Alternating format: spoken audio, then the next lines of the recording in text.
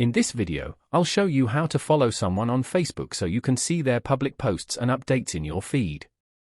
First, open the Facebook app on your phone and make sure you are logged into your account. At the top of the screen, tap the search icon and type the name of the person you want to follow. From the search results, tap on their profile to open it. Once you are on their profile page, look for the follow button near the top of the screen. Tap the follow button and you will start following their updates. After following them, their public posts and shared content will begin appearing in your news feed. If the person does not have the follow option enabled, you may only see the add friend button instead.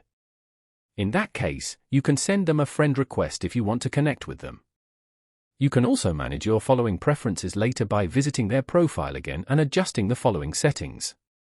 If you found this video helpful, make sure to like the video and subscribe to the channel for more simple tech tips and tutorials.